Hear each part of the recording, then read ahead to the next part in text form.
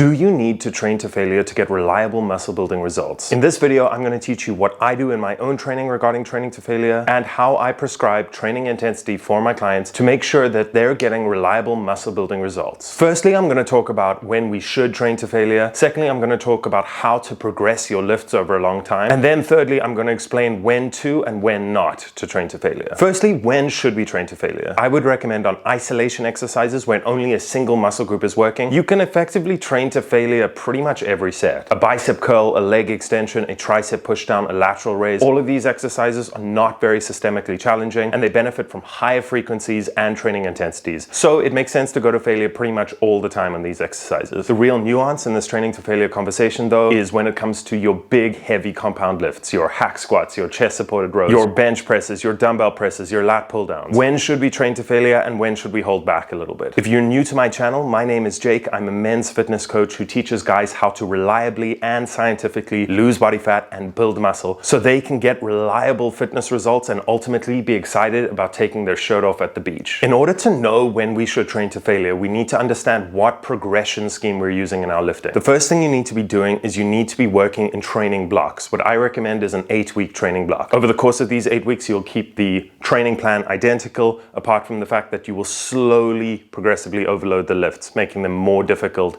as you get closer to week 8. And how you progress these lifts is important too. What I like to use is called a dynamic double progression. A single progression is if we were just using one variable. So week 1, you do 135 pounds for 5. Week 2, you do 140 pounds for 5. Week 3, you do 145 pounds for 5. And this single progression can work if you're in your first 2 to 3 months of lifting. After that, you need to start doing a double progression where you're manipulating both reps and weight. So you have a rep range, maybe 10 to 12 reps. And if you get 3 sets at the same weight of 10 to 12 reps, then you go up in weight. That's what's called a double progression. A slightly more complicated but very effective variation on this double progression is the dynamic double progression, where you can manipulate weight or reps depending on the context. So let's say in the first set you did 135 for 10, on the second set you did 135 for 8, and on the third set you were feeling a little bit more fatigued, so you went down in weight 125 pounds, but you were able to squeeze out 14 reps. In this example, you're manipulating weight and reps depending on how fatigued and how you're feeling in the workout. Once you get really good at weight selection like this over the course of a double dynamic progression, knowing when to train to failure becomes more obvious. So let's say what's prescribed in the program is you need to do 3 sets of hack squats for 8 to 10 reps. You do a few warm-up sets and then you select a load for your working set. You give it everything you can, you push as hard as you can, but you can only squeeze out 7 reps. This means you might have slightly overshot the weight, but that's fine because you did a set to failure. It's a highly effective set for muscle building,